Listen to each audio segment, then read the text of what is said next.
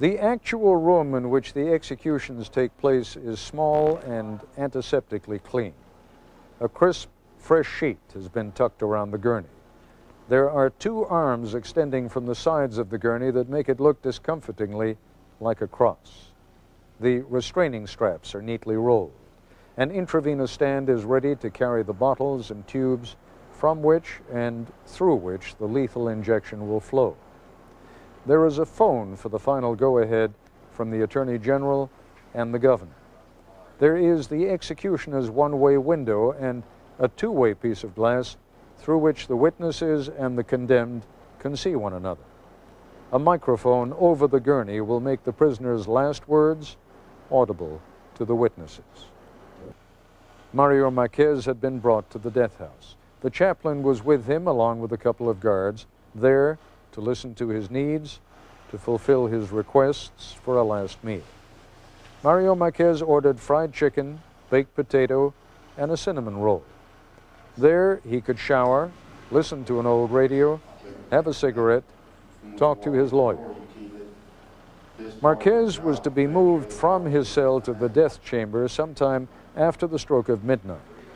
He had been thinking about this moment for quite a long time. To me, it's gonna be like going to sleep. You know, I know one thing, that it ain't gonna be painful for me.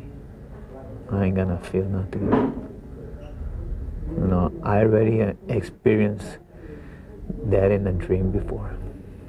I had a dream a while back, you know, that I entered the chambers and that I was laid down in a gurney. Then they put those needles in, that I died. But I did not die in pain or nothing. I just died peaceful.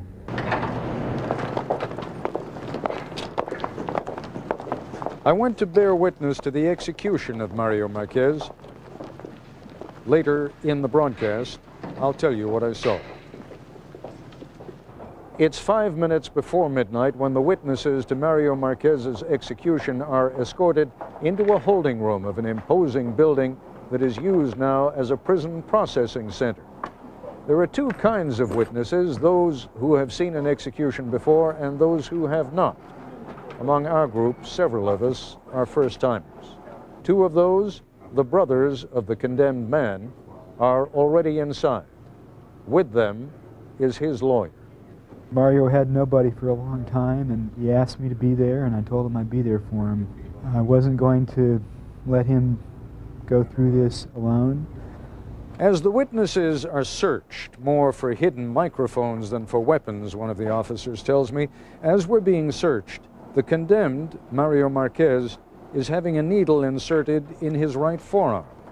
Inside the actual execution chamber, he is strapped onto a gurney, straps across his chest and waist, thighs and shins, another strap around each ankle, both wrists strapped to boards that stick out on either side of the gurney.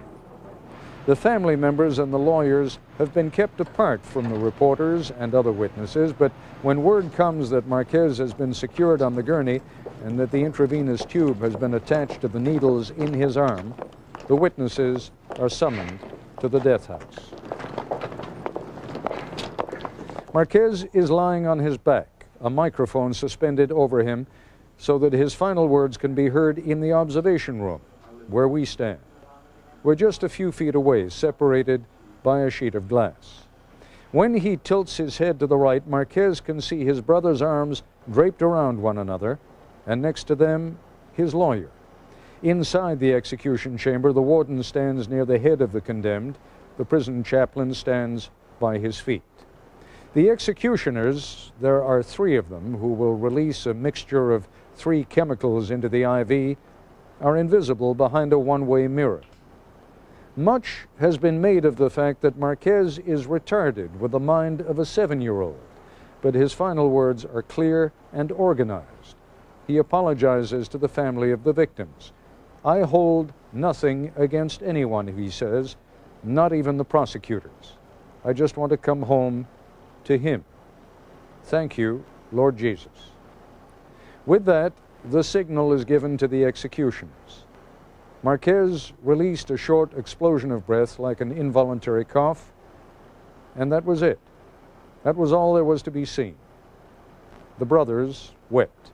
The attorney, Robert McGlasson, looked crushed.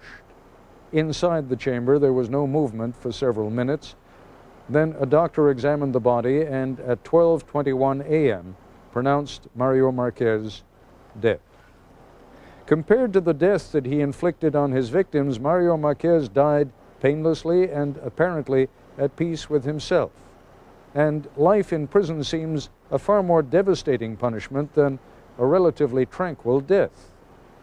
As we left the death house on the way back to our own lives, there was absolute silence.